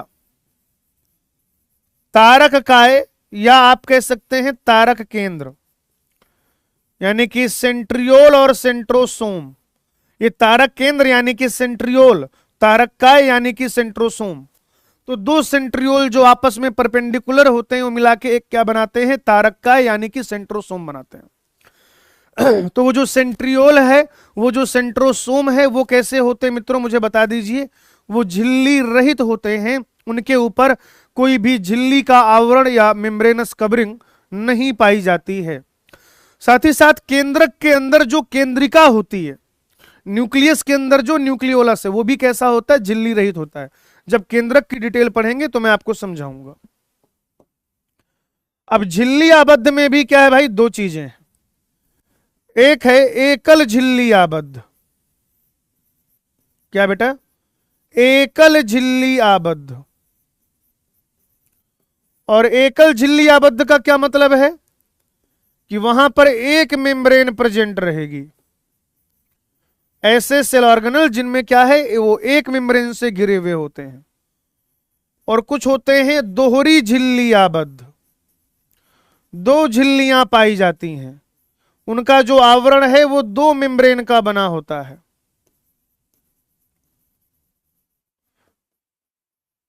ठीक है जी। अब जैसे अगर आप एकल झिल्ली आबद्ध की बात करें तो क्या क्या हो जाएगा, एक तो हो जाएगा अंतःद्रव्यी जालिका। अंतःद्रव्यी जालिका जानते हो किसे कहते हैं बेटा, अंतःद्रव्यी जालिका कहते हैं इंडोप्लाज्मिक रेटिकुलम को। अंतःद्रव्यी जालिका कहते हैं इंडोप्लाज्मिक रेटिकुलम को। ठीक है, साथ ही साथ गोल्जी काय, गोल्जी बॉडी जो है गोल्जी काय, लयन काय जो होता है लाइसोसोम, वेक्यूल यानी कि राजधानी अर्थात रिक्तिका, और इसके अलावा सूक्ष्म काय यानी कि माइक्रो बॉडीज, सूक्ष्म काय यानी कि माइक्रो बॉडीज, अंतःद्रव्यी जालिका, गोल्जी काय, लयन काय, राजधानी और सूक्ष्म काय, ये जो है ये एकल झिल्ली आबद्ध है, सिंगल मेम्ब्रेनस है। इनकी जो कवरिंग है वो एक झिल्ली की बनी होती है। दोहरी झिल्ली आबद्ध में केंद्रक तो हमें डिटेल में पढ़ना ही है। ठीक है, केंद्रक के अलावा सभी प्रकार के लवक और सूत्र कणिका, सभी प्रकार के लवक यानी कि हरित लवक, वर्डी लवक और अवर्डी लवक, ल्यूकोप्लास्ट, क्रोमोप्लास्ट और क्लोरोप्लास्ट, जितने भी प्रकार के लवक होते हैं, जितने भी प्रकार के लवक होते हैं वो सारे के सारे डबल मेम्ब्रेनस होते हैं मित्रों, याद रखिएगा। जनरली हम याद रखते हैं क्लोरोप्लास्ट इन माइटोकॉन्ड्रिया, ये गलत नहीं है, अधूरा है भाई। केंद्रक के अलावा डबल मेम्ब्रेनस में अपन क्या याद रखते हैं, क्लोरोप्लास्ट और माइटोकॉन्ड्रिया, तो भाई ये गलत नहीं है, ये सिर्फ अधूरा है। समझ रहे हो आप, हर प्रकार के लवक, चाहे वो वर्डी लवक हो क्रोमोप्लास्ट, चाहे वो अवर्डी लवक हो ल्यूकोप्लास्ट, और चाहे वो हरित लवक हो क्रोमोप्लास्ट और क्लोरोप्लास्ट, सारे के सारे कैसे होते हैं, दोहरी झिल्ली से घिरे हुए होते हैं, दोहरी झिल्ली आबद्ध कोशिकांग होते हैं, डबल मेम्ब्रेनस सेल ऑर्गेनल होते हैं। और साथ ही साथ जो सूत्र कणिका है यानी कि माइटोकॉन्ड्रिया, वो भी कैसी है, डबल मेम्ब्रेनस मित्रों, कैसी है, डबल मेम्ब्रेनस। फटाफट से देखिए, आगे बढ़ेंगे।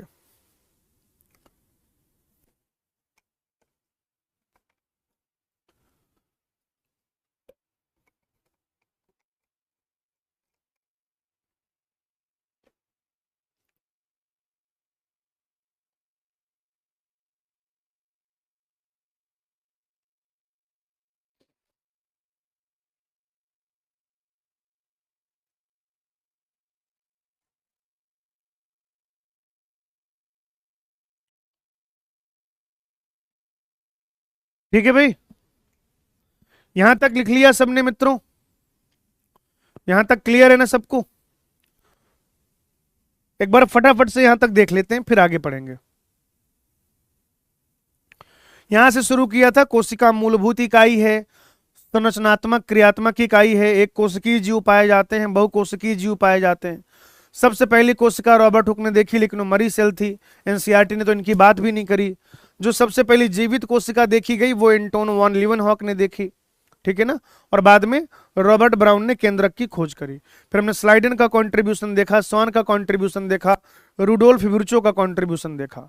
स्लाइडन स्वान की क्या कमी थी वो देखा, उसको किसने दूर किया वो देखा। आधुनिक कोशिका सिद्धांत पढ़ा, कोशिका सिद्धांत का अपवाद पढ़ा, किस तरीके से सवाल पूछा जाए तो क्या आंसर करना है। और उसके बाद हमने पढ़ा कोशिका का समग्र अवलोकन। क्या पढ़ा मित्रों? कोशिका का समग्र अवलोकन पढ़ा, कोशिका का समग्र अवलोकन। ठीक है, कोशिका यानी कि अगर सेल की बात करें तो कोशिका आवरण है, जो कि कहीं पर सबसे बाहर ग्लाइकोकैलिक्स, कहीं पर कोशिका भित्ति, कहीं पर कोशिका झिल्ली हो सकती है। एक अर्ध तरल आव्यूह होता है, आप कह सकते हैं कोलाइडल या सेमी फ्लूइड मटेरियल होता है, जिसे कोशिका द्रव्य यानी कि साइटोप्लाज्म कहते हैं। वो प्रोकैरियोट और यूकैरियोट दोनों में पाया जाता है। कोशिका के जो सारे कार्य हैं, मेन एरिना वही है, मुख्य स्थल वही है। एक डीएनए जिसमें प्रेजेंट हो, एक ऐसी संरचना जहां पर डीएनए प्रेजेंट हो, वो यूकैरियोट में होती है केंद्रक अर्थात न्यूक्लियस, और प्रोकैरियोट में होता है केंद्रकाभ यानी कि न्यूक्लियोइड। अभी पढ़ेंगे इनमें क्या अंतर है। कोशिका द्रव्य के तरल वाले भाग को साइटोसोल कहते हैं, ठोस भाग में कोशिकांग आ जाएंगे। कुछ कोशिकांग ऐसे होते हैं जो झिल्ली रहित होते हैं, वहां पे मेम्ब्रेन नहीं पाई जाती, कोई भी मेम्ब्रेनस कवरिंग नहीं पाई जाती। और कुछ कोशिकांग झिल्ली आबद्ध होते हैं, मेम्ब्रेन बाउंड होते हैं।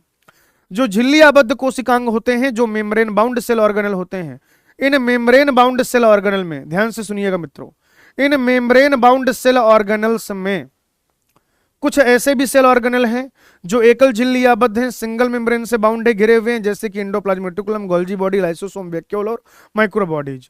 सभी प्रकार के लवक और सूत्रकणिका अर्थात माइटोकॉन्ड्रिया ऐसे कोशिकांग, ऐसे सेल ऑर्गेनल हैं जो क्या है, दोहरी झिल्ली आबद्ध हैं, दो झिल्लियों से, दो मेम्ब्रेन से कवर्ड है। चलिए आगे पढ़ते हैं बेटा। आगे पहले में पढ़ना है कोशिका आकार यानी कि सेल साइज। कोशिका आकार अर्थात सेल साइज। कोशिका आकार यानी कि सेल साइज क्या होता है?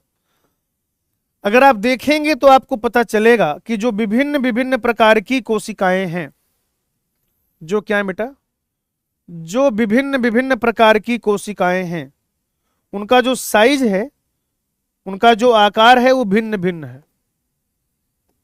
ठीक है ना, उनका जो आकार है वह क्या है बेटा, भिन्न भिन्न है। राइट, उनका आकार कैसा मित्रों, भिन्न भिन्न होता है वो।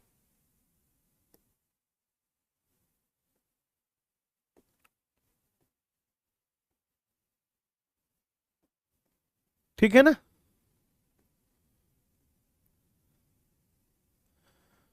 तो सेल साइज के बारे में पढ़ने जा रहे हैं, विभिन्न विभिन्न प्रकार की जो कोशिकाएं हैं उनके आकार के बारे में पढ़ने जा रहे हैं, साइज के बारे में। जैसे अगर सबसे पहले आप बात करें विषाणु, विषाणु अर्थात वायरस, तो विषाणु जो होता है वो 0.02 से 0.2 माइक्रोमीटर, मियम अर्थात माइक्रोमीटर, 10 के घाते -6, 1 माइक्रोमीटर बराबर 10 के घाते -6, इस आकार का होता है, इस साइज का होता है। पीपीएलओ ये होता है 0.1 माइक्रोन का, 0.1 माइक्रोन। पीपीएलओ का पूरा नाम अभी मैं लिख दूंगा, प्लूरोनिमोनिया लाइक ऑर्गेनिज्म, प्लूरोनिमोनिया समजीव। माइकोप्लाज्मा, बेसिकली जो पीपीएलओ है वो आप कह सकते हैं सबसे छोटे वाले माइकोप्लाज्मा है, सबसे छोटे वाले माइकोप्लाज्मा वो पीपीएलओ है। ये हो जाएंगे 0.3 माइक्रोमीटर। कितने हो जाएंगे? 0.3 माइक्रोमीटर साइज के हो जाएंगे बेटा, ये 0.3 माइक्रोमीटर साइज के हो जाएंगे। ठीक है ना। चलिए माइकोप्लाज्मा के बाद अपन बात करते हैं प्रारूपिक जीवाणु की।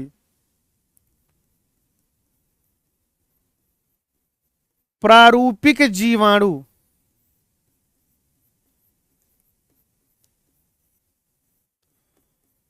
प्रारूपिक जीवाणु जो होता है वो होता है 1 से 2 माइक्रोन, 1 to 2 माइक्रोन का। प्रारूपिक का मतलब क्या है? मेनली, मुख्यतया, नॉर्मली, यूजुअली, प्रायः, सामान्यतया, मोस्ट ऑफ द, मुख्यतया। तो मुख्यतया जो जीवाणु हैं, जो बैक्टीरिया हैं, मेनली जो आपको देखने को मिलेंगे वो 1 से 2 माइक्रोमीटर के मिलेंगे, है ना, 1 to 2 माइक्रोमीटर। लेकिन जीवाणु कहां तक हो सकते हैं अगर देखा जाए? एनसीईआरटी लिखती है जीवाणु हो सकते हैं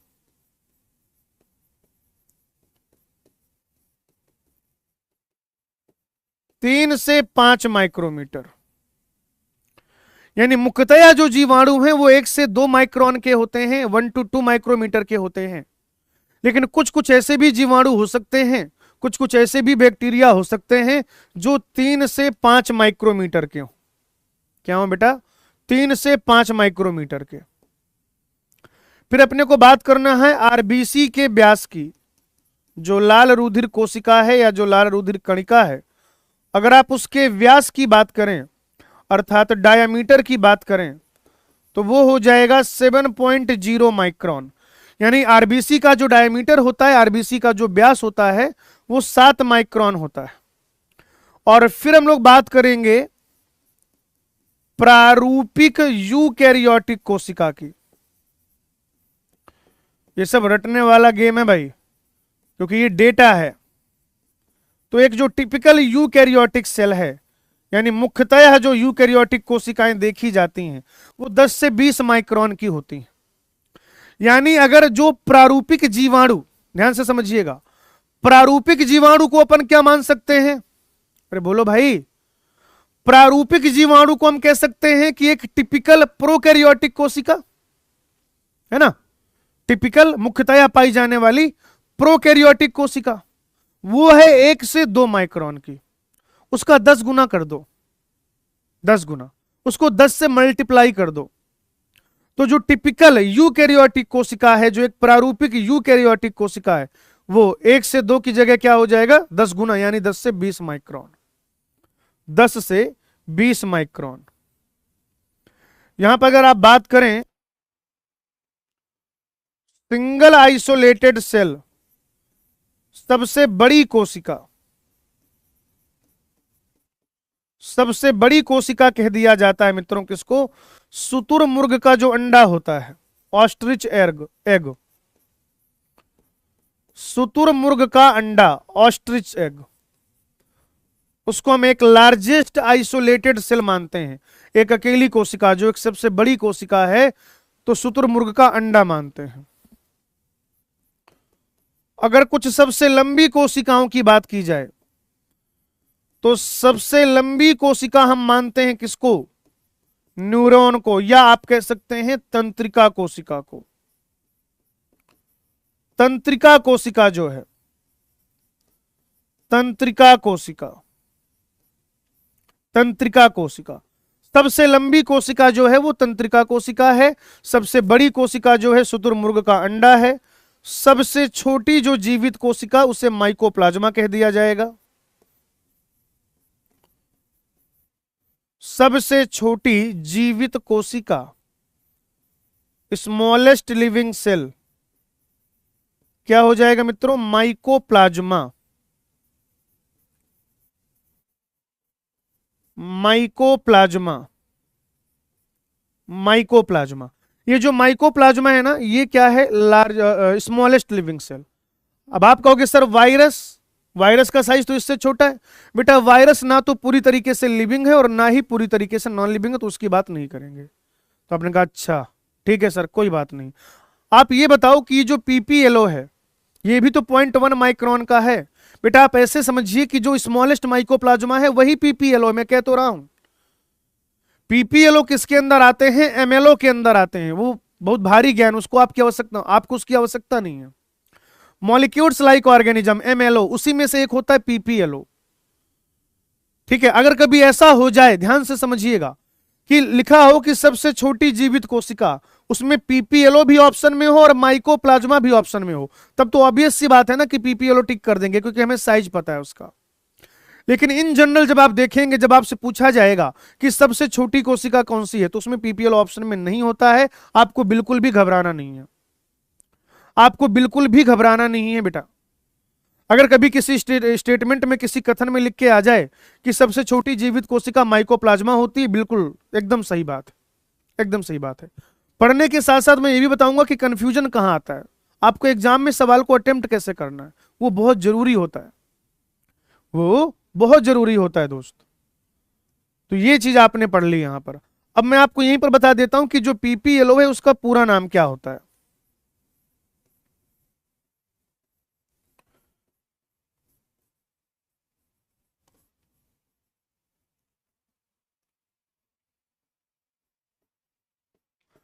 प्लूरोनिमोनिया लाइक ऑर्गेनिज्म। देखो भाई, पीपीएलओ, प्लूरोनिमोनिया लाइक ऑर्गेनिज्म, या इसी को कह दिया जाएगा, हिंदी में ऐसे लिखेंगे, प्लूरोनिमोनिया समजीव, प्लूरोनिमोनिया समजीव, प्लूरोनिमोनिया समजीव, ये पीपीएलओ का पूरा नाम होता है।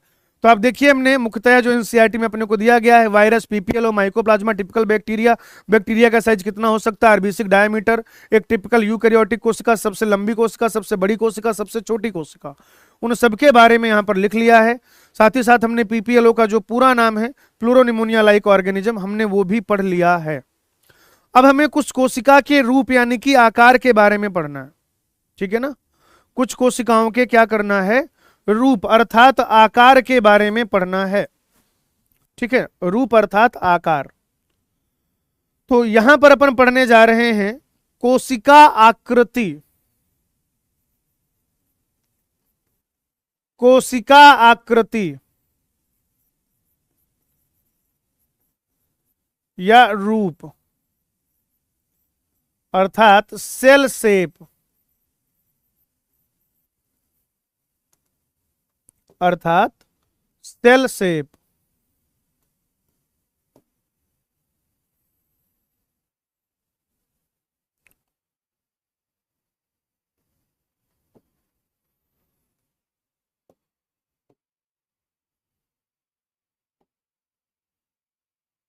तो अब यहां पर अपने को जो विभिन्न विभिन्न प्रकार की कोशिकाएं हैं, उनका रूप कैसा होता है, यानी कि उनका शेप कैसा होता है। शेप बहुत इंपॉर्टेंट है, क्योंकि बहुत सारी जो टिपिकल सेल उनका शेप पूछ लेता है, यहां पर जो दी गई हैं उनका तो पूछता ही पूछता है। साथ ही साथ अक्सर जो है, जो द्वार कोशिकाएं होती हैं, गार्ड सेल, उनका पूछ लेता है, या जो पॉलन ग्रेन है, स्फेरिकल गोलाकार होता है, उसका पूछ लेता है ना, आप तो सब जानते ही हैं। तो इसमें अगर अपन आरबीसी की बात करें, आरबीसी, तो आरबीसी जो है वो कैसा होता है बताइएगा जरा मुझे। राउंड एंड बाई कॉनकेव,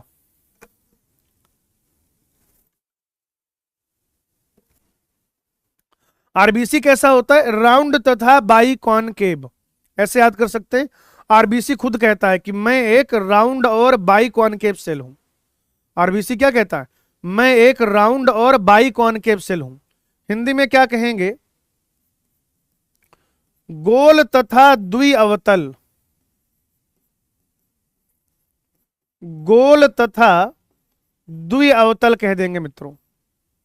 फिर जो श्वेत रुधिर कणिकाएं हैं, यानी कि डब्ल्यूबीसी, आरबीसी कैसी होती है बेटा, गोल और द्विअवतल।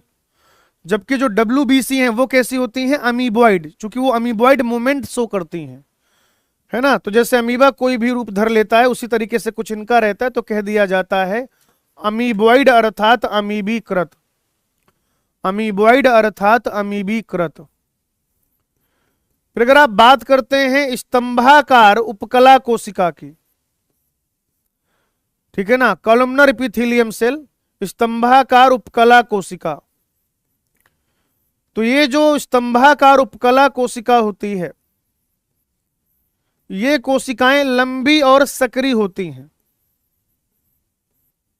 थिन एंड स्लेंडर कह लीजिए, लॉन्ग एंड नैरो कह लीजिए, तो लंबी और सकरी होती हैं बेटा। अगर आप तंत्रिका कोशिका की बात करें, तंत्रिका कोशिका, तो बच्चों जो तंत्रिका कोशिका है वो होती है लॉन्ग एंड ब्रांच्ड, यानी कि लंबी तथा शाखित, लंबी तथा शाखित, लॉन्ग एंड ब्रांच्ड। अगर आप किसी एक वाहिनिका की बात करें, ट्रैकिड की बात करें, तो वाहिनिका अर्थात ट्रैकिड जो है वो इलोंगेटेड या दीर्घीकृत होती है, इलोंगेटेड, दीर्घीकृत। अगर आप मीजोफिल सेल की बात करें, मध्यवर्ती कोशिकाओं की बात करें, मीजोफिल सेल, मीजोफिल सेल, मध्य ऊतक कोशिका, मध्यवर्ती कोशिका, तो वो कैसी होती हैं? गोल होती, गोल। ठीक है।